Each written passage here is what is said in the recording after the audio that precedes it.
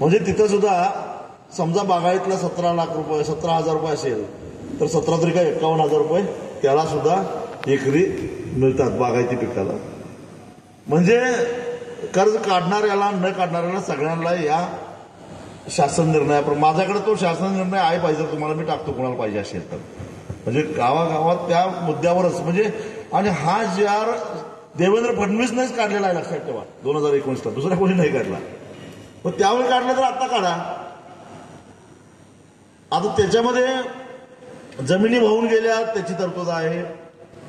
समजा एक छोटा मोठा व्यापारी असेल कारण शहरामध्ये सुद्धा पाणी शिरलेलं होतं त्या व्यापाऱ्यांच्या भरपाईची त्याच्यामध्ये तरतूद आहे. अगदी पान टपरीवाला जरी असेल तरी त्याला किमान 50,000 रुपये त्याच्यामध्ये भरपाई द्यायची तरतूद आहे. मग कुठं इलेक्ट्रिक मोटारी वाहून गेल्या किंवा जनावरं वाहून गेली या सगळ्याचा त्याच्यामध्ये समावेश आहे. आणि म्हणून तो शासन निर्णय पुन्हा रिपीट करा ही एवढी साधी मागणी लावून धरली तरी चालतं. सरकार काय म्हणतंय की आमच्याकडे काय पैसे नाहीत. अजितदादा म्हणतात की पैशाची नाटकं करता येत नाही. मग शक्तीपीठाला 20,000 कोटीची तरतूद केला ते इकडे वळवा. आता काय गरज आहे का लगेच काय शक्तीपीठ केलं नाही म्हणून कोण आत्महत्या करायला लागले. ते वळवा की इकडे 20,000 कोटी आहेत ना तुमच्याकडे. आता लगेचच्या लगेच म्हणजे शेतकऱ्यांनी जर तयारी दाखवली तर लगेच त्यांच्या जमिनीचे पैसे द्यायला सरकार तयार आहे. 20,000 कोटीची त्यांनी तरतूद करून ठेवलेली आहे. पण ते जरा लांबवा किती आहे. आम्ही होऊन देणार नाही हा भाग वेगळा परंतु तरी समजा सरकार मनात आणलं करायचं तर ते थोडं थांबवा आणि हे पैसे इकडे वापरा. आणि हे दिवाळीच्या आधी शेतकऱ्याला मिळालं पाहिजे. यासाठी पुढच्या 8-10 दिवसामध्ये आपल्याला प्रत्येक तालुक्यामध्ये प्रत्येक जिल्ह्यामध्ये तुम्हाला जमेल तसं रस्ता रोको करा मोर्चे काढा. नुसतं निवेदन देऊ नका. निवेदनानं काय फारसा फरक पडत नाही. पण रस्ता रोको मोर्चे अशामुळे किंवा एखादा मंत्री दौऱ्यावर आला तर त्याला त्याच्या कार्यक्रमात निदर्शनं करणं म्हणा असं केलं तर मग सरकार कुठेतरी खडबडून जागा होईल. आणि खरोखरच जर का सरकारनं दिवाळीच्या आधी काय दिलं नाही तर मग मात्र यांची दिवाळी आपण नीट होऊन द्यायची नाही. किमान 5-6 ठिकाणी तरी किशोर हा कार्यक्रम झाला पाहिजे. कसा करायचा तर त्यावेळी कानात सांगितला जाईल पण तो झालाच पाहिजे. यांना दिवाळी साजरी करून द्यायची नाही. मग आपण असं जर आपण केलं तर सरकार कुठेतरी 2019चा शासन निर्णय का झाला माहिती आहे. 2019चा शासन निर्णय झाला कारण त्याच्या आधी कोल्हापूरच्या जिल्हाधिकारी कार्यालयावर प्रचंड कसा 50,000 लोकांचा मोर्चा मी काढलेला होता आणि ती परिस्थिती बघितल्यानंतर सरकार घाबरलं आणि त्यांनी तो शासन निर्णय केलेला होता. तसं तुम्हाला सरकारला भीती घालावी लागेल तर तो शासन निर्णय होईल. नाहीतर मग ही तुटपुंजी मदत घेऊनच आपल्याला समाधान मानावं लागेल.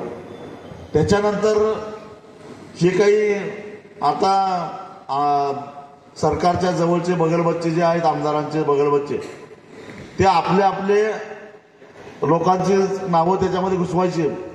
उदाहरणार्थ ज्याच्या घरात पाणी शिरलं टेकावर राहतो त्याचं सुद्धा नाव जर बाधिताच्या नावात येत घालत असेल आणि खरोखरच ज्याचं नुकसान झालेलं आहे घरात पाणी पुराचं पाणी जाऊन तो केवळ आपला राजकीय विरोधक आहे. मग सरपंचाचा विरोधक असेल किंवा आमदाराच्या विरोधी पक्षाचा असेल विरोधी पक्षातला कोणतरी असेल त्याला डावलायचा प्रयत्न जर करत असते प्रशासन करत असेल त्यांचं ऐकून तर त्यांना सुरेश काळेंनी ज्या पद्धतीनं या अतिवृष्टीच्या नुकसान भरपाईमध्ये या साऱ्या प्रशासनाला गुडघे टेकायला लावलं.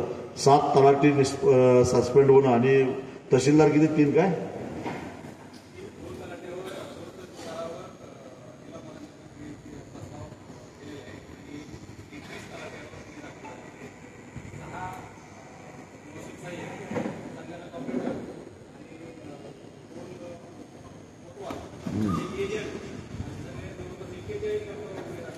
मग 41 हा आकडा काय थोडा झाला काय. तहसीलदारावर निलंबनाच्या कारवाईची प्रक्रिया चालू आहे. तलाट्यांना निलंबित केलेला आहे. महसूल सहाय्यकांच्यावर गुन्हे दाखल झालेले आहेत. 6 ग्रामसेवकांच्यावर गुन्हे दाखल झाले आहेत. कृषी सहाय्यकांच्यावर झालेले आहेत. यांनी काय केलं होतं अतिवृष्टीची बोगस हे काढले होते अनुदान लाटलं आणि हा 55 कोटीचा घोटाळा निघाला. तो आपले जालन्याचे जिल्हाध्यक्ष सुरेश काळे यांनी उघडकीस आणला आणि या सगळ्यांच्यावर गुन्हे दाखल करायला लावला. त्यांचं पहिल्यांदा अभिनंदन मी करतो सगळ्यांचं. असं आम्ही यांच्या मागे लावल्याशिवाय सोडणार नाही. अशी तहसीलदारला तंबीज देऊन ठेवा आत्ताच. जो जर काय ज्यादा शानपणा करायला त्यावेळी वाचवायला कोणी येत नाही. आता बघा गंमत म्हणजे जालन्याची गंमत सांगतो मला. ज्याने हे करायला लावलं ह्या तहसीलदारांना आणि तलाट्याला तेच नंतर मोर्चे काढायला लागले ह्यांना सस्पेंड करा म्हणून. म्हणजे संकट आल्यावर कोणी मत्तीला येत नाही, भ्रष्टाचारांच्या बाजूला येत नाही. म्हणून त्यांना सांगा की असं करायला तर आम्ही हे वसूल. असेच शिरोळ तालुक्यामध्ये सुद्धा 2021च्या महापुरामध्ये ज्यांनी गैरव्यवहार केले होते त्यांची सगळी रिकव्हरी आम्ही लावलेली आहे. व्याजासकट परत करायचे त्या लाभधारकांनाही आणि त्या संबंधित अधिकाऱ्यांनाही ती रिकव्हरी आम्ही लावलेली आहे. कायदे कडक आहेत आणि ही भीती घालून तुम्ही प्रत्येक बाधिताला कसा लाभ मिळेल यासाठी सुद्धा आपल्याला प्रयत्न करायचा आहे. आणि त्याच्यामध्ये कुठे काय अडचण आली तर सुरेश काळ्यांचा सल्ला घ्या, आमचा सगळ्यांचा सल्ला घ्या. परंतु हे करून प्रत्येकाला न्याय मिळेल अशा प्रकारचा प्रयत्न आपल्याला करायचा आहे. म्हणून मग आता काय नंबर 1 15 आणि सगळ्यात महत्वाचं आज इथनं गेल्यापासून उद्या करा परवा करा हे पूरग्रस्तांच्यासाठी म्हणून सरकारनं जे काय ऊसाच्या बिलातनं 15 रुपये कापून घ्यायचं ठरवलेलं आहे त्यासाठी शासन निर्णयाची होळी करायची. आता त्यांचा शासन निर्णय अजून आलेला नाही पण कुठला तरी कागद शासन निर्णय म्हणून जाळायचं कोण बघायला आले. पण शासन निर्णयाचा होळी करून निषेध व्यक्त करायचा. त्यांना कळलं पाहिजे की लोक सहजासहजी मी ते कोर्टात सुद्धा घालणार आहेच. एक तर ऊस तेवढा या सगळ्या ह्याच्यातनं त्यातल्या त्यात वाचलेलं पीक म्हणजे ऊस. पण त्याच्याही पाठीमाग कोल्ह्यासारखे हे लोक लागलेले आहेत आणि त्यामुळं ते पैसे 15 रुपये कापवले जाऊ नयेत यासाठी प्रयत्न करायचा आहे. आणि त्याच्यानंतर मग मी मगाशी सांगितलं त्या पद्धतीनं या पंचनाम्यासाठी दिवाळीच्या आधी नुकसान भरपाई मिळायला पाहिजे या मागणीसाठी एकतर रस्ता रोको करा किंवा राज्यव्यापी राज्यात सगळीकडं किंवा काय करा मोर्चे काढा तहसीलदार कार्यालयावर. हे आपल्याला येत्या दिवाळीच्या आधी या सगळ्या गोष्टी करायच्या आहेत. त्याशिवाय दिवाळीपूर्वी मदत मिळणार नाही. आणि त्याच्यानंतर सगळ्यात महत्वाची गोष्ट म्हणजे मगाशी मी सांगितलं त्या पद्धतीनं ऊसाची परिस्थिती एवढी काही चांगली नाही. अतिवृष्टीमुळे ऊसाची वाढ म्हणावी तशी झालेली नाही. एकरी उत्पादन घटलेलं आहे. बरोबर आहे ना. अवरेज नाही आहे, उत्पादन घटलेलं आहे. त्यामुळं साखर कारखाने 3 महिन्यापेक्षा जास्त चालणार नाहीत. या वर्षी उगीच आपला ऊस तोडायला गडबड करायचं नाही. 5,000 रुपये घ्या आणि माझा आधी तोड काय म्हणायचं कारण नाही. 1 नोव्हेंबरला समजा कारखाने सुरू झाले. नोव्हेंबर डिसेंबर जानेवारी 31 जानेवारीपर्यंत ऊस संपणार आहे. तुम्हाला जरी हरभरा करायचा असला तरी शेवटला तोडला तरी सुद्धा तुम्ही हरभरा करू शकता किंवा रब्बीचं एखादं पीक घेऊ शकताय खोडवं काढून. काय एवढी गडबड करायची गरज नाही. म्हणून त्यासाठी पैसे द्यायचे नाहीत. वरचे 439 रुपये टनाला मिळतात किंवा आणि काय पाहिजे त्यांना. 1 टन ऊस तोडायला 439 रुपये ही काही कमी रक्कम आहे का. आपल्याला किती राहतंय ऊसाला सगळा खर्च जाता किती राहतंय काय भाऊसाहेब किती राहतंय 30-40 रुपये सुद्धा राहत नाही टनाला. 30-40 रुपये सुद्धा राहत नाहीत. सगळं जर मारवाड्यासारखा हिशेब केला तुम्ही तर राहतं कुठं काय. आपलं रोजगार हमीची योजनाच आहे आपला ऊस लावायचा म्हणजे आपणच आपल्या शेतात काम करायचं आणि पगार घ्यायचा दुसरं काही राहत नाही. तेव्हा हे उन्हाकरण पैसे द्यायच्या भानगडीत पडू नये. हे जर पुढाकार घेऊन तुम्ही केला तर ते सुद्धा जी काय प्रवृत्ती वाढायला लागलेली आहे ती आपोआप थांबेल. साखर कारखान्याला सुद्धा सांगायचं किंवा तुम्ही जर का पैसे वरनं मागणार असेल तर आम्ही बाहेर घालू आणि ऊसाची पळवापळवी तर 100% होणार आहे. त्यामुळे जास्त ऊस होईल असं काही चिंता करायचं कारण नाही. तसं बघायला गेलं तर आंतरराष्ट्रीय बाजारात साखरेला बऱ्यापैकी भाव आहे. येत्या आठवड्याभरामध्ये साखरेची MSP वाढवायचं सुद्धा सरकारचं चालू आहे आणि त्याच्यानंतर इथेनॉलची खरेदीची किंमत थोडी वाढवायचं चालू आहे. त्यामुळे ऊसातनं 4 पैसे यावर्षी कारखानदारांना सुद्धा राहणार आहेत. ते नेहमीप्रमाणे बोंब मारायचं रडायचं चालूच आहे. त्यांचं जाणीवपूर्वक ते तुम्हाला पैसे द्यायचं टाळतात, कारण तेवढा पैसा तुमचा त्यांना बिनव्याजी वापरायला मिळतोय. पण मी तुमच्या माहितीसाठी सांगतो, नुकताच मार्च महिन्यामध्ये हायकोर्टामध्ये जाऊन मी एक निकाल आणलेला आहे. ऊस तुटल्यानंतर 14 दिवसाच्या आत जी ठरलेली FRP आहे ती विना कपात एक रकमी दिली पाहिजे. त्याच्यामध्ये तुकडे करण्याचा निर्णय मध्यंतरी उद्धव ठाकरे मुख्यमंत्री झालेला असताना झाला होता, पण त्याला मी चॅलेंज केलं हायकोर्टामध्ये आणि हायकोर्टानं सरकारचा तो शासन निर्णय रद्दबातल केलेला आहे. त्यामुळं तुमची जी काही FRP निघेल ती एक रकमीच द्यायला पाहिजे त्यांना, आणि ती एक रकमी FRP जर दिली नाही तर आम्ही लगेच तो निकाल साखर आयुक्तांना नेऊन दिला आणि 2022-23 या 2 वर्षामध्ये त्यांनी तुकड्या तुकड्यांना जे पैसे दिलेले होते त्याचे 15% हिशेब करा आणि आम्हाला पैसे ते ताबडतोब पाहिजे. आता आम्ही व्याज सुद्धा सोडणार नाही असं म्हणल्यानंतर साखर आयुक्तांनी नोटिसा काढल्यानंतर काही कारखाने त्याच्यावर राज्य साखर संघ स्टे घ्यायला गेला, हायकोर्टानं नाकारलं. सुप्रीम कोर्टामध्ये सरकार आपल्या विरोधात गेला आणि त्या हायकोर्टाच्या निर्णयाला स्टे मागायचा प्रयत्न केला. सुप्रीम कोर्टानं सुद्धा राज्य सरकारला स्टे द्यायला नकार दिलेला आहे गेल्याच आठवड्यामध्ये, हे लक्षात ठेवा. म्हणजे आता एक रकमी FRPचा कायदा 100% अस्तित्वात आहे. दरम्यानच्या काळामध्ये मागचे जे पैसे आहेत ते कुणाला 2 कोटी, कुणाला 4 कोटी, कुणाला 5 कोटी देणं लागतंय, ते आम्ही देऊ शकत नाही. त्याला स्थगिती द्या म्हणून कोल्हापूरच्या सर्किट बेंचला कोल्हापूर जिल्ह्यातला जे कारखाना याचिका दाखल केलेला होता, ती याचिका पूर्णपणे फेटाळून लावलेली आहे कोल्हापूर कोर्टानं. म्हणजे आता त्याला स्थगिती सुद्धा नाही, स्थगित तर राहिलंच लांब, पण याचिकाच फेटाळून लावलेली आहे. तुम्हाला ते द्यावं लागेल म्हणून कोल्हापूरच्या सर्किट बेंचनं आदेश दिलेला आहे. त्यामुळे कायदा आपल्या बाजूला आहे आणि त्यामुळे एक रकमी FRP तर घ्यायचंच, पण त्याच्यापेक्षा जास्त सुद्धा मिळू शकते, कारण ऊस मिळवण्यासाठी त्यांच्यामध्ये स्पर्धा लागणार आहे. फक्त आपण जरा ताणून धरलं तर आपोआपच ती स्पर्धा तीव्र होते आणि आपल्याला ऊसाच्या दराच्या रूपानं त्याचा फायदा होणार आहे, हे लक्षात ठेवा. त्याचबरोबर आता अजून एक लक्षात आलेलं आहे माझ्या, आणि म्हणून या वर्षीच्या ऊस परिषदेनंतर आपण त्याच्यावर भर द्यायचा आहे. तो म्हणजे रिकव्हरी चोरल्यामुळं साखर कारखान्यांनी आपल्याला FRP कमी बसते. 1% समजा रिकव्हरी चोरली तरी सुद्धा 346 रुपयाचा फटका बसतो टनाला. आणि ही रिकव्हरी चोरी 1% रिकव्हरी चोरणं म्हणजे 10 किलो साखर चोरणं, म्हणजे 10 किलो साखर ब्लॅक मार्केटमध्ये विकायचं पावती न देता, आणि ते पैसे थेट त्यांच्या खिशात जातात आणि त्यामुळे आपली रिकव्हरी कमी लागते. आणि ते रिकव्हरी कमी लागल्यामुळं आपल्याला FRP कमी बसते. त्यामुळं या रिकव्हरी चोरीवर सरकारनं कडक नियंत्रण आणावं.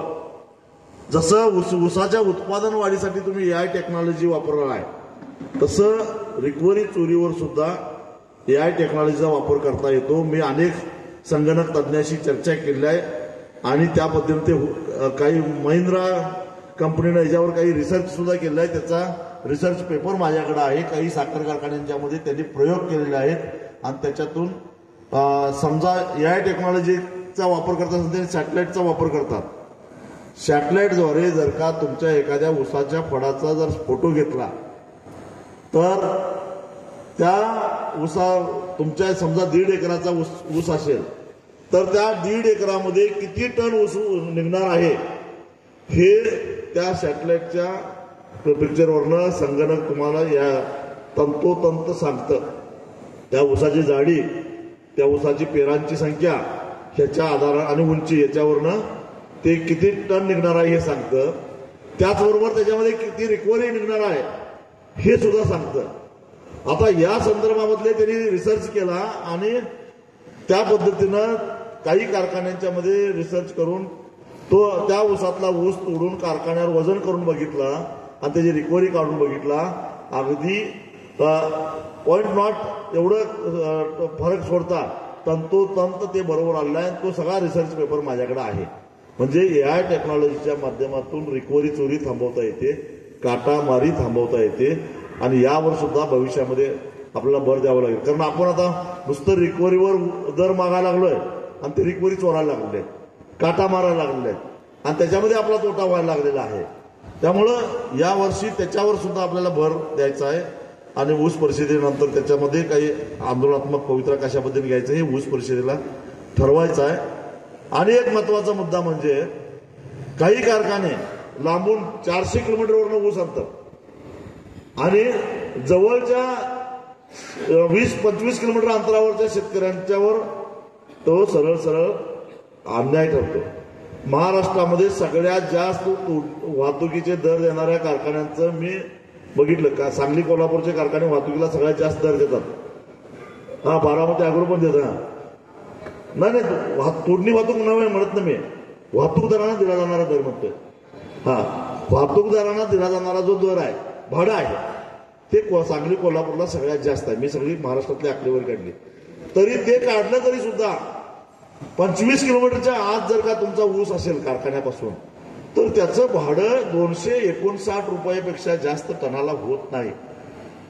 टनाला 259 रुपयापेक्षा जास्त होत नाही. मग मला सांगा की 439 रुपये तोडणी आणि 259 रुपये भाडं किती झालं? 700 रुपये झाले. आणि 750 काढ म्हणजे 300 रुपये आपले चाललेत ज्यादा. हे 300 रुपये कुठं झाले?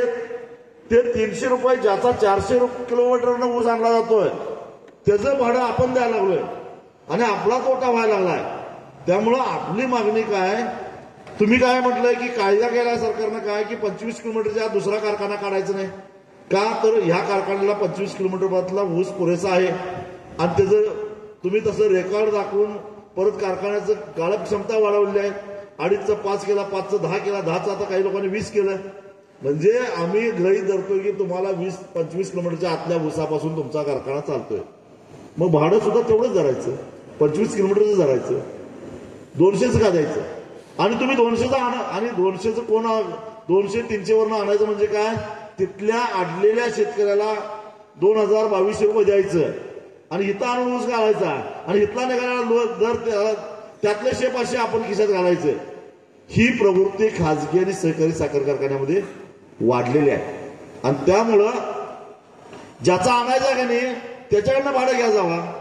परवडला तर तो देईल तुम्हाला. जो 300 किलोमीटरवरचा 400 किलोमीटरवरचा ऊस तुम्हाला देणार आहे ते भाडं त्याच्यावर बसवा ना.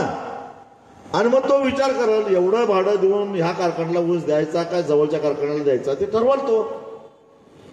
पण त्याचं भाडं जवळच्या कारखान्याच्या जवळच्या लोकांनी का द्यायचं हाही मुद्दा आपल्याला यावर्षी लावून धरायचा. वेळ गरज भासली तर त्या संदर्भातला एखादा न्यायालयामध्ये याचिका सुद्धा दाखल करून घ्यायची आहे जेणेकरून आमचा आम्ही तोडतो. कारण कायदा काय सांगतोय, कायदा सांगतो की तुमच्या ऊसाच्या शेतातल्या उभ्या ऊसाची किंमत कायदा ठरवतोय आणि आपल्याला शक्य नाही म्हणून आपल्या वतीनं कारखाना ऊसाची तोडणी आणि वाहतूक करतोय. त्याचाही गैरफायदा घ्यायला आणि त्याला टना पाठीमाग आपल्याला 200 ते 250 रुपये फटका बसायला ते सुद्धा पैसे यावर्षी ऊसातनं आपल्याला वाचवायचे आहेत. यासारखे अत्यंत महत्वाचे निर्णय या वर्षीच्या ऊस परिषदेमध्ये आपल्याला घ्यायचे आहेत. ऊस परिषद आहे 16 ऑक्टोबरला.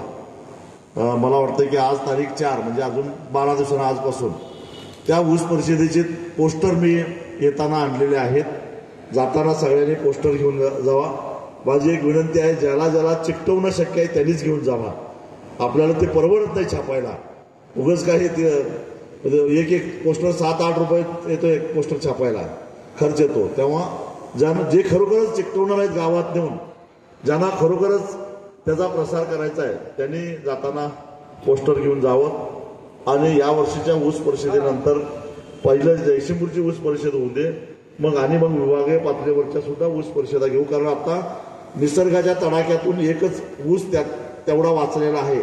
त्याचे 4 पैसे शेतकऱ्याला मिळवून देणं हे आता आपलं काम आहे. त्यामुळे ह्या वर्षी जरा मेहनत आपल्याला करावी लागणार आहे, पण मेहनत केली तर त्याच्यातून 4 पैसे ऊसाचे शेतकऱ्यांना सुद्धा मिळतील. आणि त्याच्यानंतर आपल्याला एक कर्जमाफीचं म्हणजे हे तर आहेच महापुराचं, पण याशिवाय 7/12 कोरा करायचं आश्वासन महायुतीच्या नेत्याने दिलेलं होतं. त्या संदर्भामध्ये सुद्धा एक व्यापक आंदोलन दिवाळी झाल्यानंतर उभा करायचा आमचा विचार चालू आहे. आणि तसं व्यापक आंदोलन उभा करायचं ठरलं तर मोठ्या ताकदीनं त्याच्यामध्ये मग सगळ्या संघटनांना बरोबर घेऊन, बच्चू कडू आहेत, बाकीच्या सगळ्या संघटना आहेत, या सगळ्यांना बरोबर घेऊन एक मोठं व्यापक आंदोलन उभा करून शेतकऱ्याचा 7/12 कबूल केल्याप्रमाणे कोरा करा, नाहीतर आता सुटका नाही, अशी भूमिका आपल्याला दिवाळी झाल्यानंतर घ्यायची आहे. पण तुर्तास ऊस परिषदेला सगळ्यांनी या एवढं निमंत्रण देतो आणि थांबतो. धन्यवाद.